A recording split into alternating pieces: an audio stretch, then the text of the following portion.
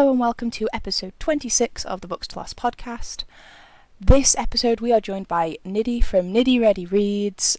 She is someone I have wanted on the podcast for a very long time, and oh god, we had so much fun, and I think I'm a little bit biased, but I do really enjoy this list because Nidhi and I have very similar tastes in sort of books we read, and the different types of plots and tropes and stuff we enjoy. So this was definitely a list after my own heart, and I hope you enjoy it as much as I did.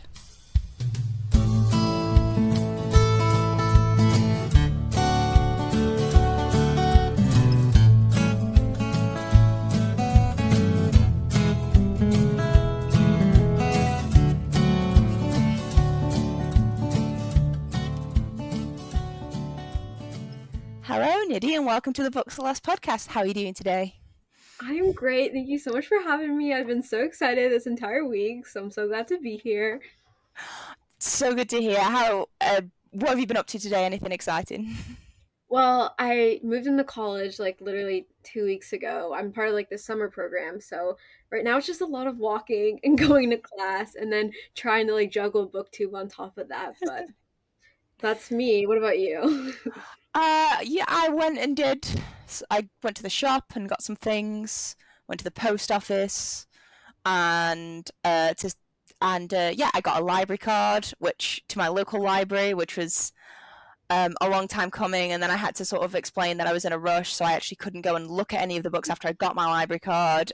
So I'll have to go back another time. But I had my son with me, and they mentioned that they do sort of like baby storybook and baby singing things there, so No. I'll have to take him at some point. I totally recommend that. I used to volunteer at my local library, and that was one of my volunteer activities. It was so fun, so cute. Yeah, I can't wait. I think he's a bit young for one of them, but the other one, which is sort of singing and rhymes and stuff, is supposed to be quite a good one. So yeah, I am looking forward to that. But all around, pretty good day. I'm feeling like I ticked off a lot of stuff on my to-do list, but I've been looking forward to this all day, because I love talking books with people who have excellent taste in books, which is pretty much anyone who reads, to be honest, in my opinion, because I am not picky on what I read. But are you reading anything at the moment, and are you enjoying it? Yeah, so I just finished One Last Stop by Casey McQuiston. I loved Red, White, and Royal Blue, so reading this one, my expectations were pretty high, and it did live up to them, though I think I still like Red, White, and Royal Blue better. And then after I finished that, I'm in the middle of Death Note Volume 3. I don't know if you're into manga, but that's something I really enjoy. So I'm reading this actually for a video. So. So Death Note is actually some of the only manga I've read, and I've only read the first 3 volumes of the sort of Black Edition. So I Oh have the yeah, collected Black Edition. So I've read the first 3, and I have the 4th one ready to read, and I think there's 5 in that edition. And yeah. I do need to finish them sometime soon because I have a cousin who is about to turn 16 who loves manga and he reads it so No much, and he's shame. been eyeing up this set of Black Edition Death No, they're so Notes. beautiful. Like I work at Barnes& and Noble and they're just always sold out, but it's so beautiful this edition. So, I could not work at a bookstore. I was so close to getting a job in a bookstore when I was at sixth form. mhm. Just after I left secondary school, I did apply for a weekend job there, but they needed someone who could give a little bit more flexibility in the week, which is Oh. probably a godsend because I would have made no money off that job. That job would have cost me money. um, so yeah, probably for the best. But yeah, they are very pretty, and I do enjoy them. I do enjoy reading them when I get the chance, but I feel like I've I struggle to put a bookmark in it because it feels like I have to carry on reading. No, So yeah. yeah, it's got to be something I sit down. I'm like, I'm gonna finish this entire That's thing in one nice. I read my sitting. manga like online, so it's a lot easier to just scroll, bookmark where I left off. Yeah, I can imagine. So I don't think never read Red, White, and Royal Blue. So I'm not. I know I should because everyone on the internet has read it and I they mean, it's recommend like it, but Pride Month, so I was like, I need my Casey McQuiston fix. This is time, and it was pretty good. So I'm glad I did. fair enough. I just started reading The Fellowship of the Ring today for the first Wow. time. Another long one coming. Yeah. Um, and it's only happened because so my best friend loves Lord of the Rings, but she's sort of watched all the movies but not read them, and she's wanted to read them for a really long time, and I've wanted to read them for a really long time, and she made me watch the movies when we were like 12. So we've been talking about reading them forever, and we're like, we're gonna buddy read it because I've been doing a buddy read with Marika over at the Child of the Library podcast for some Brandon Sanderson books. We've been reading the Skyward Oh, that's series. so nice. I've been meaning to get on it. Yeah. It is really good. It's very good. I will say the audiobooks are interesting. Um, I have a real love-hate relationship with the narrator of those audiobooks. They're so long. Even if I tried, I know I would halfway just. Once you get used to the voices she chooses for the characters, it's fine. And those voices are now the characters in my head. And there's some she does a really good job of. And I know why she's done it. She chooses very specific, like international accents, so that there's real differentiation between. So there's sort of like one of the characters is very Scottish, and then they've got like a very sort Oh, of Southern American okay. accent, and it's just like they try and yeah mix it Hmm. up a bit. So you've got differentiation, but at the same time, like some of them, I'm just a bit like, oh no, I can't listen to that. But anyway, sorry, yeah. So what are you reading? Death Note? Anything? Do you know what you're reading next for? That's a great question. So I have a few audiobooks like in my Libby app as we were talking about. One of them is Leave the World Behind. I don't know if you've seen the cover of that. I think I've heard. Yeah, I think it sounds familiar. Although I'm getting to the point where I can't walk through a bookstore and be like, and see a book that I don't feel like I've seen somewhere. No, yeah, and then everybody loves 7 Days in June, and I was like, well, it's the last 7 days in June. I might try to read it in June. So those are on my to read, but whenever I get time to it. Fair enough. I mean, big transitional stage in the life at the moment, so we're No, reading yeah, I'm also like understandably. the type of reader that can only really read one book at a time. So when people like tell me they're like overlapping or reading other books, like that's just not me. So Yeah, I struggle with multiple books. I think the only way I've managed to make it work is with buddy reads, where we've got such a small amount to read in such a long period of time that Mhm. I kind of can pause, but No, it is yeah, hard. that's good. But yeah, so I mean, speaking of books and reading and such, um, really smooth transition. I'm getting the hang of this now. It's only been over a year.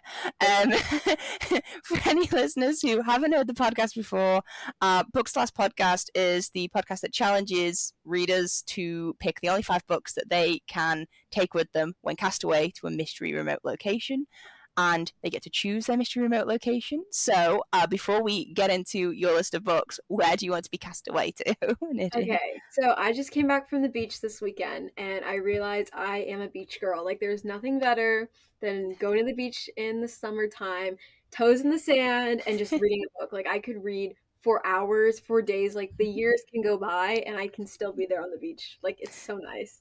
But the key is to go at the right time of the year, like fall or like February, not really, but this time it's perfect, at least in the States. Yeah, I think I've pinpointed the source of my hatred of sand, and it's because sandy beaches in the UK, at least the ones that I've been to, are not very good. Pebble beaches, love them. We like a pebble beach. It's nice Okay. and sort of clean. My experience with beaches over here just aren't as good, and that's me risking the wrath of everyone from the south of England, because I'm sure they would probably let me know that they have gorgeous beaches that I just haven't been to. No, yeah, But I'm from the south of the states, so I think maybe my beaches are a bit better than the West Coast or something like that. I think that's pretty much, yeah. That it depends on where where you are on your feeling on sand. But yeah, off to the beach. Are you staying in a hut, a cabin, anything in particular? Just literally just camped out there on the beach. Hmm. An Airbnb sounds nice. Little home away from home action. I yeah no, I've recently used Airbnb for the last few times we've stayed places, and it's just awesome. It's great. I love Yeah. it so much. Well, it's a great place to read. What's the first book you'll be taking with you? Okay, so when I tell you these books, they're in no particular order. I think I love them all equally, So even if it sounds like I don't, I genuinely do. So the first book, I read this book 3 times. So it is a keeper, but that's nothing compared to like the other times I've read books. But this one, The Song of Achilles by Madeline Miller, is one of my favorites for a number of reasons. One, objectively, you can look at it from an objective lens, and it's just perfect. And so beautifully, characters are wonderful. Like emotion is just it's there. But also personally, I love Greek mythology. I think we talked about Percy Jackson, and I just like being a Percy Jackson girl has made me appreciate Greek mythology on a different level, and that is why this book is just it's great because it's about the Trojan War, like Mm. Patroclus and Achilles and their like love story. And I'm also a big childhood friends to lovers advocate, and that is what happens here. So best trope ever. So I would recommend this one. However, I know it's not everyone's cup of tea, but it's definitely mine.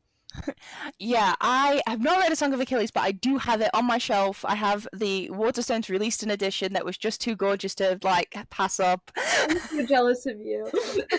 So I just saw it, and when I saw it, I was like, right, well, I mean, if there was ever a reason for me to purchase this Yeah. book, this is the reason. So I so I bought that one, and it is waiting for me to read.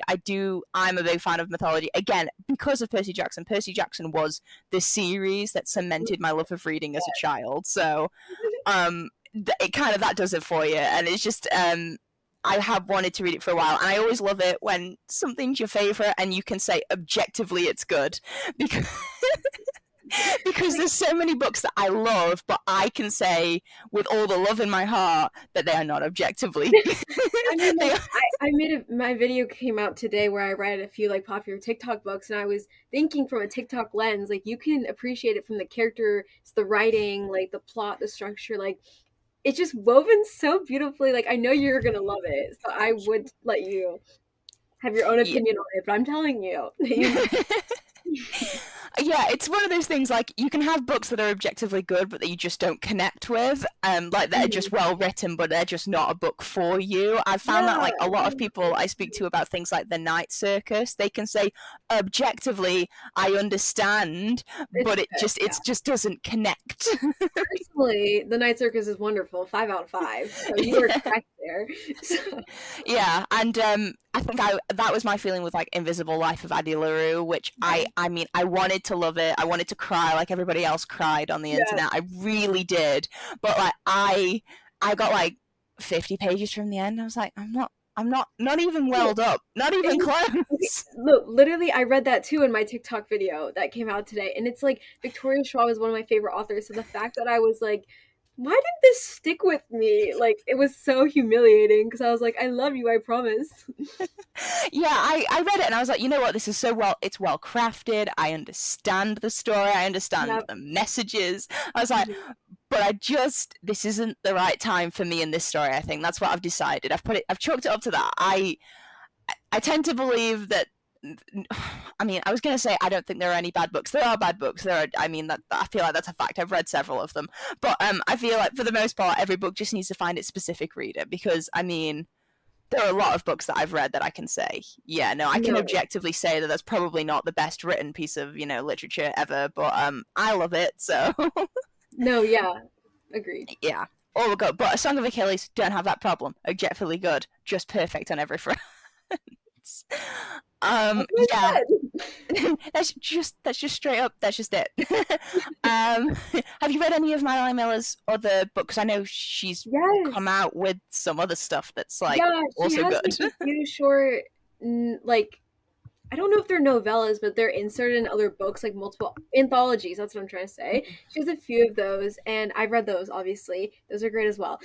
But I've also read Cersei, and I had like a hit or miss relationship with Cersei. Like I read it physically 60% through, and it just kind of dragged on. But then finishing like the last half through audio was like absolutely beautiful because like I think audio and physically are just so different formats of reading. I mean, they're both still reading, obviously, but it's Yeah. just when you have that break in between, which I don't usually do between books, I'm like a one and done kind of girl. Mm. So I thought it was beautiful. And then she's coming out with a Persephone and Hades retelling, which is what I wanted for the longest time of my existence. So I Very just on vogue at the moment. the fact that this is like happening in my lifetime is a sign. That's what I'm trying to say. Yeah, I can imagine that. I mean, I know Persephone and Hades' sort of relationship has become very sort of with like Lore Olympus and a few other things. Yes. It's very in right now, I think. But it's also not been done to death yet. Yeah. I mean, give it a few years and I'm sure we'll have 50 different retellings of Yeah. it. But Now we have the like 20, so maybe a bit more. yeah, but yeah, I do agree with the audio versus sort of physical. I experience a book differently when I listen to it and stuff. I mean, with the Skyward trilogy, I was listening to some of them, and I think some of the action sequences where they're sort of fighting in their ships, I think I could enjoy them reading them, but I'd find myself stumbling over the various sort of moves, I suppose. Whereas when I'm listening to it, I can be so immersed in it that it's like happening Uh-huh. around me almost, sort of thing. And I found myself like properly sort of waiting with bated breath because you can't read ahead with an audiobook. Like you can't Right. accidentally skip a few paragraphs and see something that you're not supposed to see yet. So you're kind of in the moment. But yeah, I do think it's different and for different books and that sort of thing. But yeah, so a really solid sort of great first choice. What is your second book then? So, we're gonna go back to manga because I'm a big manga advocate. At least I love anime, and that's how I got into manga. And I'm gonna go with Attack on Titan because if you know anything about me, it's my favorite series ever. I've read the entire manga 5 times. Which is like 34 volumes, so that is not easy. And I've seen the show 7 times, which is also quite impressive, but a little bit Very concerning. long. Very long, yeah, for sure. It was like one of the first series I saw getting into anime. I got into anime like August 2020. So honestly, like pretty recently, like when I created my channel, honestly. And it's just like a series I can go back to. And as you were saying, like looking at it objectively, I think it's a great series, like the plot wise, character wise, like concept wise. But personally, like it has such a deep connection to me and it's gotten me through so many things in my life that like I can always come back to it. It's more like a comfort show. Like I used to appreciate it from like a third party like fact over reasoning kind of show because it's just so like thought provoking, but now I see it on like a personal lens on how much it means to me. Yeah, I'm like that with Voltron because like I feel, like when I just feel like it's a safe place to come back to. You know what's going to Yeah. happen. There's no surprises. I'm watching some other shows for the first time at the moment that I know aren't going to be comfort shows because they're just like emotionally devastating to me, and I'm never going to be able to bring myself to watch them ever again, even though they're No. good. Yes, that's how Attack on Titan is for most people, but something about it just like connected with me and resonated with me, and for a good reason. Like it's very popular. It's not like some underground anime or anything. So it's weird how like such popular ideas or concepts can just also impact people personally, even when there's like such a fan base towards it. Like I'm definitely not the only fan in this vicinity, but it's great. I would bring all 34 volumes if I could. But my favorite volume is probably the one with chapter 84, Midnight Sun, was like definitely a climax for sure. Okay, no, so that very specific volume of Attack on Titan is one of 34 because uh, oh, I mean, if they did, I think okay. So Marvel did some compilations of like X-Men and Fantastic Four and some of the big ones of like grand designs where they compiled like huge amounts of the story into these enormous volumes. I'm trying to imagine how big if they were to do something of Attack on Well, Titan. there's like colossal editions, and there's like I think 3 volumes in one, and they're still like as thick as my head, probably. Like they're pretty thick. Like it's been running for like so long, and the fact that like when I started it, it wasn't even over. So it's kind of like I experienced the ending with fans that have been there from the beginning, but also new fans that came when I came there. It was just like a Mm. very like 2020 was just an interesting time in general. So Yeah, definitely. Yeah, interesting. Um, I can't. Yeah, no, I think. Yeah, Attack on Titan is one of those things. I think because I don't manga's kind of had like a renaissance over the past sort of a few years where it's really it's always sort of been big for a lot of people, but I think it's become mainstream, I so suppose. true. Yeah. Yeah, in a way that it wasn't before. And I do think that there are some titles like Death Note and Attack on Titan and um like specific ones that actually even people who haven't read a lot of manga or Yeah, watched a lot of they've anime have heard heard of of, it. like and I think there can be a little bit of I find this with just like reading generally, but like a bit of snobbishness around some sort of people, like even people who don't read like any books whatsoever will have like an opinion about the kind of books that you read just based on their idea of it. And I mean, just because something's popular doesn't take away its value. Like I've always had this thing, it's like it's Yes, popular for a reason. I'm literally the biggest advocate for that because so many people on their TBRs like life is too short to read books that I just don't think I enjoy, and I enjoy books that are popularly liked because there's a reason why a lot of people like them, and I understand how hype like plays into it, or even like popular authors like Sarah J. Maas who are like auto read for some Mm. people, but like for me, I'm like the biggest advocate of like why popular series are popular for a reason. Like there's a reason why I'm gonna enjoy it and why I'm gonna read it. At least for me. Yeah, exactly. I mean, you can still read popular stuff and still appreciate like indie authors or like lesser known authors. And I mean, there's debut novels coming out all the time. And I just feel like these popular books and stuff, they were like, no one had heard of them like at one time. No one had heard of them. They've just gotten to where they are on their merit most of the time. But yeah, I'm definitely one of those. Just like if it gets them to read, then like whatever, go off. Like Yep. it's Yeah. no problem. I mean, I know my aunt was a little bit like when my cousin really started getting into manga. She was a bit like, oh wow, is it sort of, it's not like he's reading like novels, and I'm just like, nobody's reading, there's words on a page, just do you know how rare it is for a 16-year-old boy to read? Just leave him alone. That's So so that doesn't funny. happen anymore, just don't scare him. But so I mean, you're jumping around. You've gone to sort of two different genres. Have you got a wide range of genres in your list overall, Yeah, or? I think so because like so many people are like fantasy readers or they're like um literary fiction readers Mm, or like, to separate themselves like genre or age range. mm, But for me, I've always felt like I was a character-based reader, and I say mm, this a lot in my videos, but characters are the number one like feeling or empathetic motion towards me. Like the reason I mm, read is to put myself in character scenarios and see if they made the decisions they do. And I'm mm, not saying I don't look at plot or writing, like that's mm, important to me as well, but if the characters are top tier, like it's okay if everything else is falling apart because at least there's something I can connect to. And I talk about this with my twin sister all the time because she's a reader as well.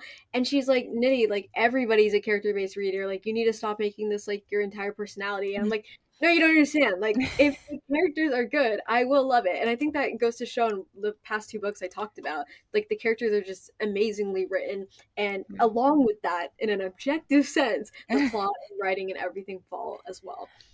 Yeah, I do think some people are very much more plot driven. Like, even if they like the characters, if the story's actually not moving anywhere, Right. then it's fine. But I'm very much the same, that they could be sat in the same room. But if I love the characters, if they're just talking to people, I will literally just read just pages and For pages of sure. dialogue and absolutely no action.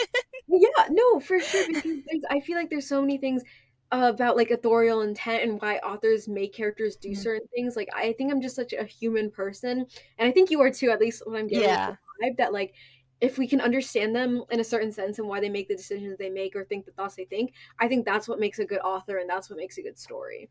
Yeah, I love it when you get sort of a character that's so well written that they could actually be real. Like it's a full three-dimensional person that like Yeah. has layers and depth to them and all that sort of thing. Because it is very easy, if I mean, even if you've got a quite a short novel, to not be able to show that, even if it might be true in, I suppose, the author's mind and that sort of thing.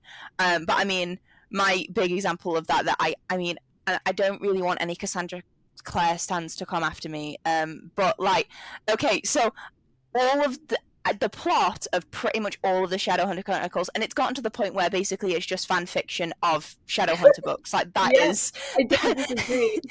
that's basically the plot of the last few series. Is it's just fan fiction of her fiction, and she's just selling it. But basically, I love the characters in that series so much that I actually don't care a lot of the time. That I know Yeah. exactly what's going to happen.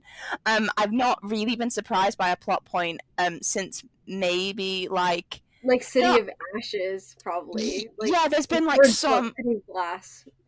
yeah, there was some surprises along the way in sort of the first series, but even like huge plot points, I mean like just being her dad is just like Star Wars. And then there's like, Yeah, it's just, there's a lot of, and I actually read somewhere the reason why I think it's so familiar is because it started out as Harry Potter fan fiction I heard. that um and Jace is supposed to be Draco basically, but then he morphed into his own character. And then a lot of the jokes from the original series, which isn't in this because it would be considered plagiarism, are like lifted directly off of Buffy, but that vibe is there. So like, and I watched Buffy the Vampire Slayer with my best friend, so I kind of feel like it's got all of these. She was all authors are influenced by all stories, so I don't have any sort of strong feelings on it. But like, it's like all of these different vibes from different things that I also enjoyed at some point in my life in one, but mainly it's the characters because, like I say, I like many series of its genre, it follows a plot that is recognizable and solid, but I I'm mean, really there for the I characters. completely agree with you. So we've got character-centric stories. What is the third book that'll be on your list? So it's really funny that you talked about Cassandra Clare, because that's actually the third book on my list. Like, It's like when you brought it up, psychic. I was like, does she know? Like, is she looking at my list right now? Like, how? But I think that's a great transition. So, the third book, Like we planned it.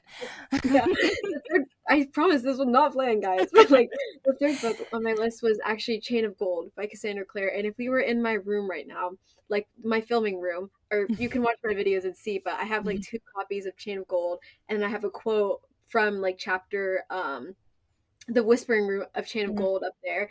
And it's like my Chain of Gold shrine, because Chain of Gold is actually I think Cassandra Clare's newest series and the first book in that series. And it was the reason why I created my booktube channel in the first place, because I've always loved booktube. I've been like a booktube fan since like 20, what, I don't know, like when I was in middle school, so like maybe 7 or so years ago.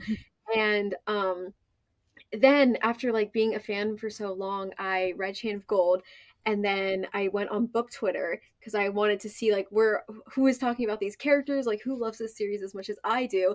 And that's when I discovered book Twitter. That's when I discovered booktube, and I'm like, well, I'm going to talk about Chain of Gold since nobody else is talking about it. So it's like, it's even in my like channel intro, like a picture of me holding Chain of Gold, because that's how much like the series means to me. I don't, as you said, I don't think it's Cassandra Clare's like most unique series. I don't even think like the plot is something recognizable to the point of where it's not fan fiction. The characters, as you said, are just so new and inviting, and I felt like I could really see myself in them. And I do think it's one of her best works up to date, but I would never tell someone like start with this series or start with Where We Are, because there's so many books and so many things you have to read in order to appreciate what it is now. But I read I read the second book, Chain of Iron, as well, and Chain of Thorns is releasing next January, and it's just one of my favorite series. Like, it's just so encapsulating, and even though it is fan fiction, maybe, I still think there's some substance in there that it's made me connect with it so much. Yeah. I will say the fan fiction comment was pretty much directly aimed at like dark artifice. No, understandable, because these characters are only introduced as like a reincarnation or reiteration of like, Yeah, it was like 100% aimed at Julian and Emma's series, which I still haven't finished because yeah, that last book was kind of disappointing in that series, but still one of my favorites. yeah. So I read the first 2, and then I was gonna read the last, because I know so Cassandra Clare's got this thing where she spoils her series if you don't read them in the right order, so you can't read the series individually. Yeah. So because I haven't finished Dark Artifices, I've actually not read the Last Hour series, but that is because I know I'm going to love it, because my favorite series so far is The Infernal Devices, and Will Herondale is just like, I just love him so much, and I just know I'm going to love his kids, and I've seen pictures of Matthew and all of them, and they've got like a Marauders vibe and all of that sort of stuff. They're wonderful. It's weird though, because like my favorite series is Last Hours, and then The Dark Artifices, except that last book, I understand why you're putting it off. That was a bit well, I know what happened at the end of the second one, and I don't really want to pick up from there. Exactly. And then it's TMI, and then it's The Infernal Devices. So it's weird how my favorite series is like the continuation of my least favorite series. I don't know. I will say my love of The Infernal Devices is exclusively because of Will and Jem. Because like as much as Tessa is like okay, I Yeah, would have preferred to have read that book from anyone else's perspective. I understand why it understandable. was hers, but No, but understandable.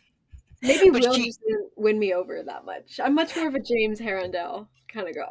yeah. Well, I have a feeling because like I said, I've read the oh which one is it the Bane Chronicles that's got Yes, his or the yeah. Shadowhunter Academy, one of those. Yes, and Shadowhunter Academy. So I've been introduced to the Okay. characters, and I know Close to I'm the gonna Shadow love them. Market, maybe that one. I have not read that one yet because, Okay. again, I know parts of them spoil the other parts, so I need to really Me, go online yeah. and get a proper order and read them, and I will pick up from there eventually. Because I know I'm gonna love Last Hours, I know I'm not gonna be able to wait for the release of the third one, so I have both of the Waterstones editions because I know I'm gonna love them, so they were an investment. I got both of the Waterstones editions of those first two books because, So and I jealous of you again. and I have Having like the a best of Google alert set up for when Waterstones drop the third to match the third set of them. that's so Um, beautiful. and it's because so I used to have the Dark Artifices Rune editions, Hmm. and I recently sort of got rid of them because it's not a series that I love, and I'm kind of trying to free up some space. I know you probably can't believe that looking at the bookshelves behind me, um, but for series that I know for books that I know I'm not going to reread, I'm trying not to keep them and that sort of thing. The reason why you can't see any of the spines in my books, by the way, is not because I'm really into pages. Sorry, this podcast famously a audio medium, but um, yeah, it's because it's to make me read them because the ones that I can't see the spines of, I've not read. Oh, I thought it was like an artistic choice. Like I've seen some people's bookshelves that purposely make all their books that way. I do think it looks good in some of them, but I'd have to move around like the sprayed edges. But basically, I'm doing it so that I actually know I've got a very, very visual reminder of how many books that I own and I have not read. Um, so yeah, that's the way it goes with that. But yeah, Chain of Gold. I've heard, so I feel like I've got some spoilers about what happens on it anyway, just because the internet has because of your channel, I'm sure the internet has started speaking about Yep, it. I am the sole reason for Cassie King. So I have had some spoilers on it, but is there a reason? I mean, is it because it's the first one in the series and you really love it? Is it just a lot better than the second one? Well, I just think I've read what Chain of Gold six times, and I've read. Yeah, I'm telling you, I'm a rereader. If I like this book, I will read it again.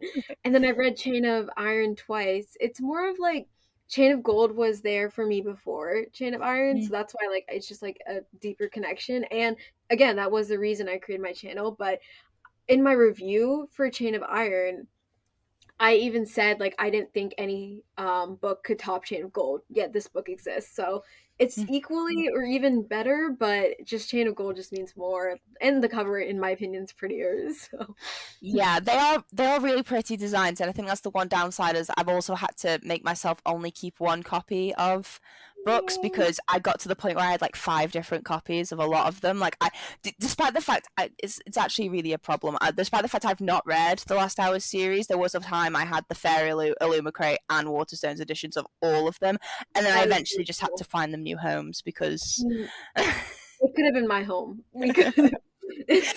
because I was like, I haven't got. I don't live in a mansion. I haven't got the space to have five copies of every book I own. I can't do it, even if they're different editions. Um, Understandable. well, yeah. So I mean, yeah, I mentioned Cassandra Clare. Like I say, I really do enjoy her books.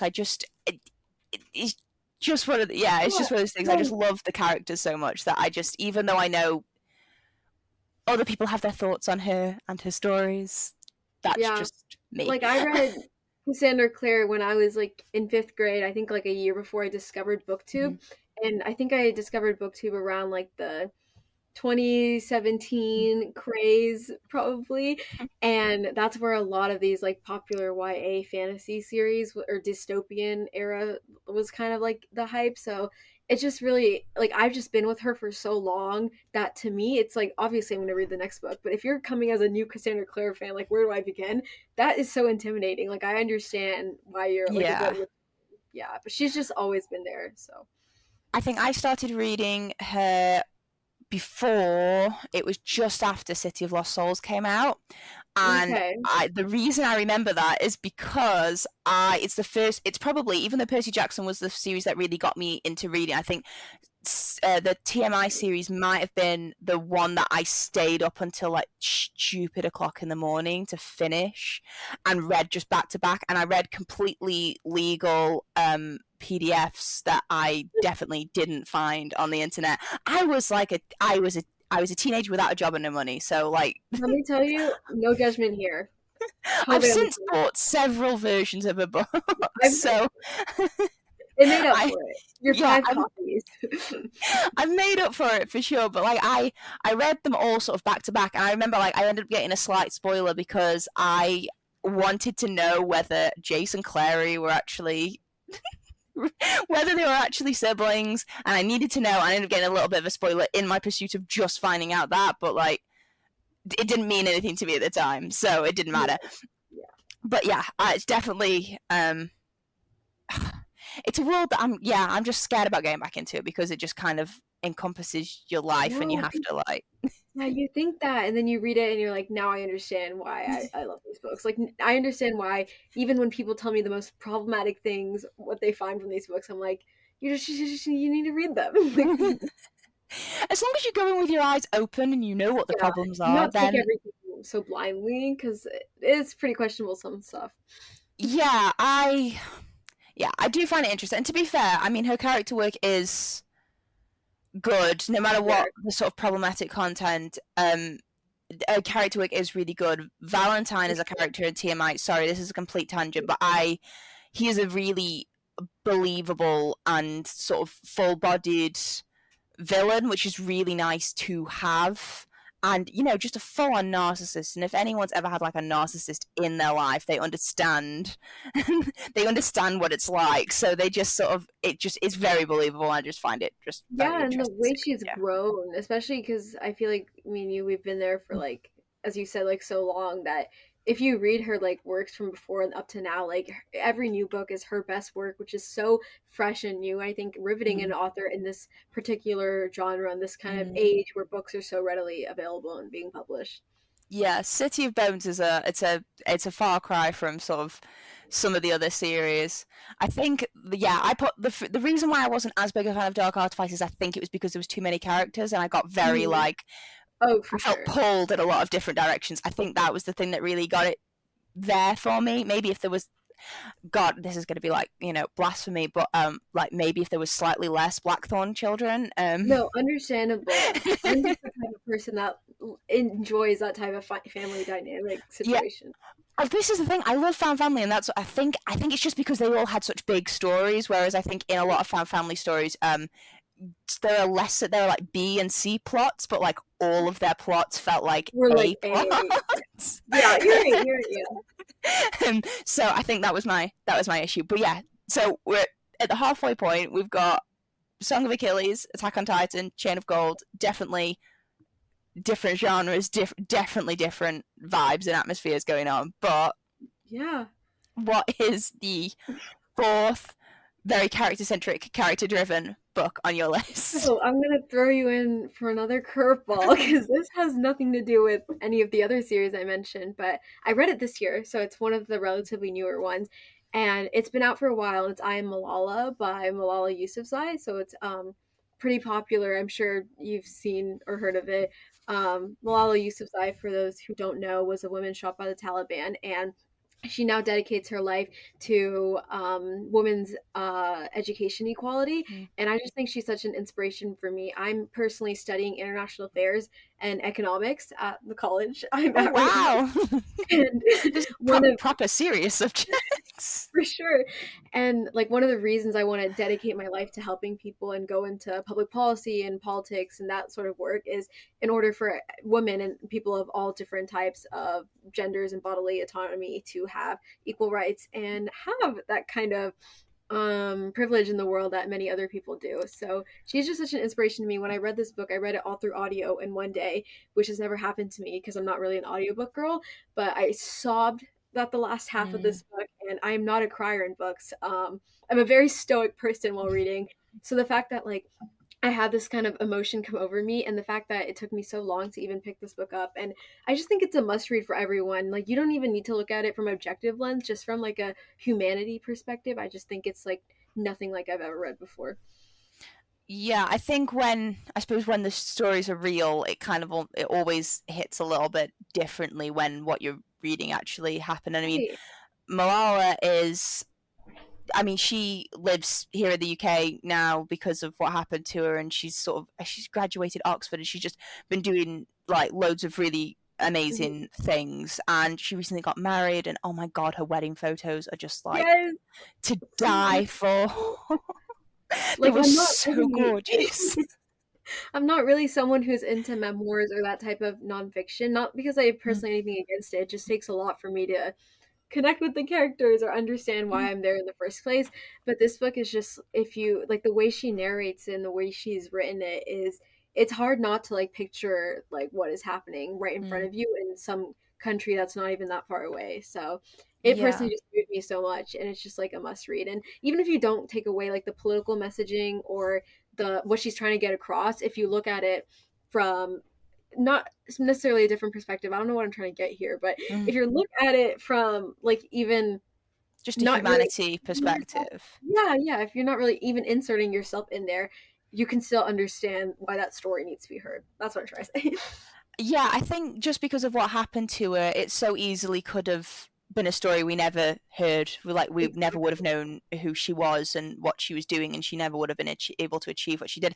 And realistic, like women's rights and bodily autonomy and all that sort of thing is obviously like very prescient and poignant at the moment with the recent Supreme Court thingy for the Absolutely ridiculous. benefit, because yeah, when this comes out, this will be a long time in the future, but this is like less than a week after the Supreme Court ruling on Roe and Wade that we're recording this, and it's just like It's it. I yeah. I'm from the south of the United States, so that's Yeah. a very much more conservative area. Not necessarily where I live or go to college, Mm. but it's still a very conservative ruling area, and it's ridiculous and so threatening to see that happen right in front of you.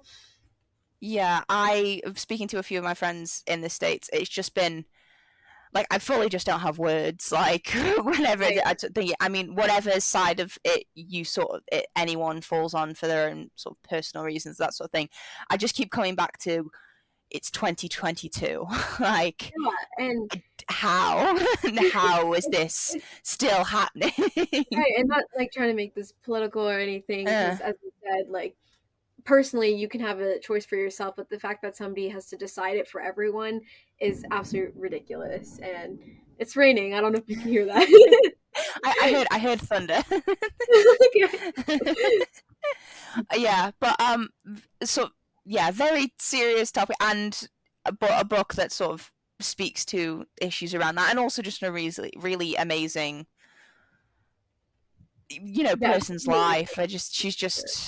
She's doing great things, and yeah, honestly, she is a role model for a lot of people, and she's just doing really great. And I'm so happy that she just found love and is just happy. I mean, not that you have to find love and get married to do any of those, like to be fulfilled and all of that sort of stuff, but I'm happy she found what she wanted, and she's been able to like live that out and that sort of thing. And her for sure. husband seems lovely from everything I've read about him. Like he just seems just delightful.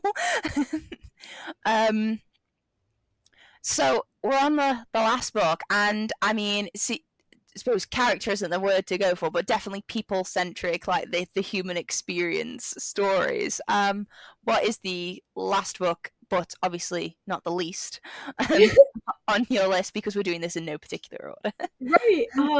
So now that I like look at the books I've chosen, it seems like I purposely tried to make like all the genres so different. And maybe that's because like I wanted you to get like a perspective on like, my entire taste. So this last one's a thriller, and it's my favorite thriller ever, and it's Gone Girl by Gillian Flynn. I absolutely love Gone Girl. It's one of the first thrillers I read when I was again in middle school, like discovering booktube around that time. And Gone Girl is also has a movie out for it, so it's like very mainstream, as you can say, with Ben Mhm. Affleck, and it's like a popular movie. But the psychological twist in this book is nothing like you can expect. Because every person I recommend who asks me my favorite thriller, I give this one, and people who haven't been spoiled on it never see it coming because you're rooting for two sides that in the beginning there seems to be like a very strong reason of why the wife is missing, and then as you keep reading you discover like little points and tidbits that lead up to like bigger decisions and bigger like reveals, and I find that absolutely mesmerizing in thriller because to a certain point in romances I think too and thrillers like it just all becomes repetitive and the same tropes are used over and over again. The thing with Gone Girl is that like I think these tropes are not mainstream. I think like she genuinely looked in the psychological mind of certain people and made decisions based on what like not something tropey and made decisions based on the individualistic perspective. And I find that raw and real in thrillers and nothing's ever really made me feel the same way. And even I've looked at the negative reviews for this book and it goes a lot and these negative reviews have nothing to do with the plot or the chain of events. They have to do with the fact that these characters are just horrible. And I'm like, that's good character writing, though. So, at least that's how I Yeah, it takes a good writer to make you hate agreed. a fictional thing. I mean, I one of my least favorite books of all time is Atonement by Ian McEwan, but that's not because he's a bad writer. It's a bad book. I just hate Bryony with like every fiber of my being, and it makes me angry to think about the book. But he's managed to get that reaction for a bunch of fictional characters. Even I can appreciate that. But yes, Gone Girl has been a previous choice on the podcast. This is I think this is Oh, maybe the second time it's been featured. right So then. it is well loved. It might even be the third now that I think it's been mentioned many times, and Good. obviously quite well known for the movie, but also well known for being one of those thrillers that like has all the different threads of a story that sort of slowly come together before you finally get I to the end and love they're all those intertwined. ones. Yes. Yeah, and it's one of those where it's just like you get to the end and you're just going, oh, and that thing that we heard then, and then that thing in chapter 10 and all that. Yeah, and it all comes together and it makes complete perfect sense. Right. And I think I said this like when people have like discrepancies on it, as you said, like it might even do the fact that they hate the character. But even the plot stuff to me, if you it makes sense why the plot might have angered some people or why the conclusion might not have been what people have wanted. But I think that's what makes a good story is for the author to do that. Unless like they didn't plan it and then it's just like I don't know if that's a good or bad thing, but I thought it was done well. Yeah, I think it takes a special. I mean, there's a reason why a lot of writers stick to a particular genre unless you're like Taylor Jenkins Reid, in which case you just, you don't care. You just write Yeah. anything you want. Um, but I think thrillers and mysteries and sort of the thriller mystery novels sort of genre does take a very specific kind of mind because like it always reminds me of that meme that says, oh, what do you mean my genius character who needs to come up with the perfect ingenious plan to get themselves out of the situation needs me to come up with that for them. I just like, what do you mean I've got to come up with the solution? And it's just like it always makes me laugh because Right. like to be able to write a thriller that's compelling and has like that big twist moment, you need to have all of the plates spinning and have all the Right. pieces fall into the right I'm so place. glad you brought that up because like that goes a lot with the author. Like one person has to create multiple threads and multiple lines and has to make it look so effortless and look like an actual crime or thriller has been committed. So I found it like awe-inspiring, truly. Yeah, I think that's one of the things that I mean. Some of the classic murder mysteries and that sort of thing, and thrillers do so, like Agatha Christie, for instance, and that sort of thing. But then again, I also find having read a bit of Agatha Christie, and then also like um reading things like Arthur Conan Doyle. Like, I mean, I'm not blaspheming against like Sherlock or anything, but like there are a lot of those stories that some of them you could try feasibly maybe guess and work out what the plot is, Yeah, what right. the answer is at the end. But a lot of the time, the answer is something that you never would have seen coming because you haven't had all the information given to you beforehand. And I know the author knew that that was what was going to happen, but you didn't. And one of my like absolute pet peeves about any kind of mystery is I want to be able to play along because I want to see if I can solve it Yeah, like too. inserting yourself in the book for sure. Yeah. Yeah, so that's one of my sort of I like having the Easter eggs and the bits dropped into. It's one of the reasons why I really liked Murderville with Will Arnett because like those are designed that if you pay attention, you should be able to solve it. But yeah, that's always my go-to with that. But I don't read a lot of thrillers because I don't know why. I think maybe I just haven't found the right thriller. But Gone Girl has come up multiple times, so maybe that should be the thriller that I start Right, with I'm not because, really like, a thriller person. I thought I was after reading this book, and then I realized it was really only this book. So yeah, I think I don't know whether I just get impatient to know what the answer is, or I just can't deal with the suspense. There are times like I Mhm. like those levels of suspense in small doses. I remember when I read The Host by Stephanie Meyer for the first time. There's like a scene in it that has this like huge amount riding on it and suspense, and I remember being like on the edge of like a seat in the middle of our gym at school because it was raining outside, so we weren't allowed outside. And I just remember being like shaking from not being able to cope with the tension of it. So maybe it's me. I'm just not physically cut out to deal with thrillers. But that is all five of your books. So if you wouldn't mind for people listening, just running through all five, and then we can talk about any that nearly made the list. Right. So again, not in any order. It was The Song of Achilles by Madeline Miller. Sorry, did you want like a description of them or just like run through? Whichever, you could just go for list since we've talked about all of them. I suppose. I think plot wise, or Yeah, yeah, this thunder is really loud. I apologize, it's but okay. Don't worry. It adds atmosphere. it's true. So yeah, The Song of Achilles by Madeline Miller. Loved it for the characters and the plot and the friends to lovers bit of it. It is Greek mythology retelling Patroclus and Achilles. Then Attack on Titan by Hajime Isayama is a manga series, and it's a commitment worth making considering I've read it 5 times, seen the show 7 times. So if you're not into anime, I think it's a great starter anime, but it will set your expectations higher than many others. I didn't explain what's it about because I just think it's so mainstream, or maybe I've just read it so many times. But it's about the civilization that's been overrun by titans, and certain people are set forth to attack these titans. But so much more than that, because like you're finding the mystery of why these titans exist, and then each character has a different relationship on Yeah. why they're like in the situation. The third, Also, it, sorry, I was going to say no, go interesting ahead. that Titans, which are actually like sort of a mythology concept, sort of probably not in Attack on Titan. I don't know because I've not read it, but like Titans are Right, originally Steve. Thank you. So I thought it was interesting to go from like Song of Achilles, Attack on Titan. Continue. you're Sorry, book right. three. There's something in there because there is a little bit of like a mythology aspect in Attack on Titan of why these titans exist, but that's a story for a different time.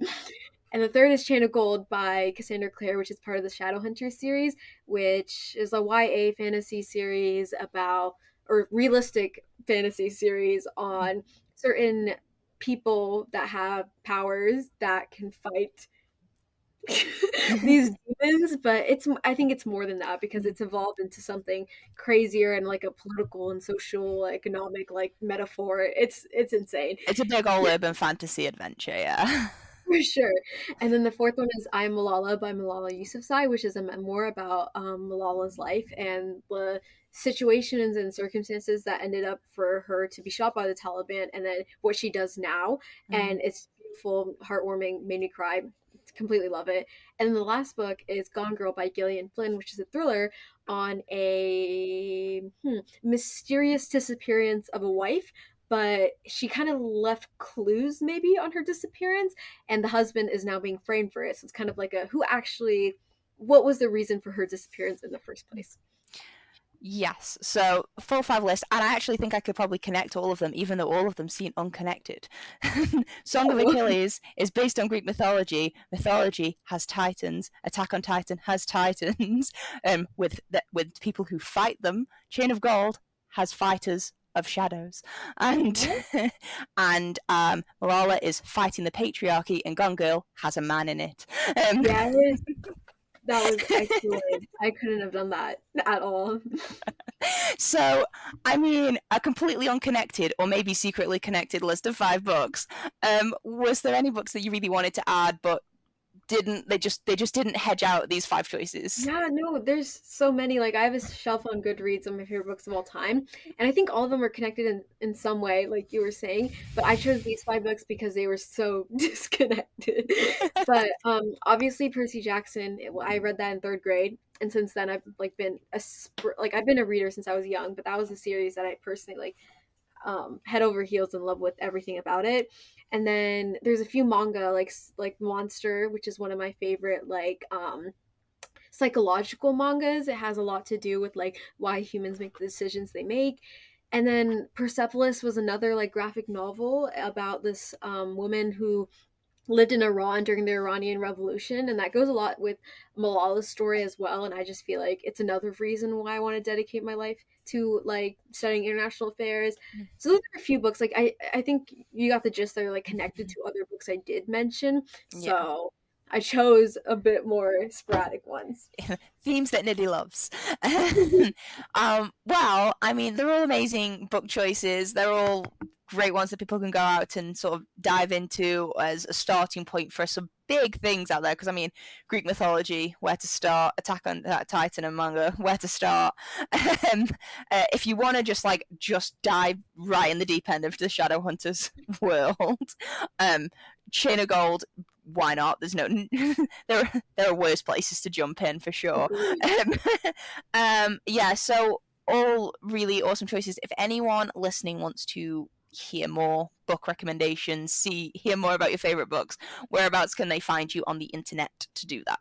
Hello, my name is Nidhi. I'm at Nidhi Reddy Reads. Pretty simple on BookTube, which is my main platform.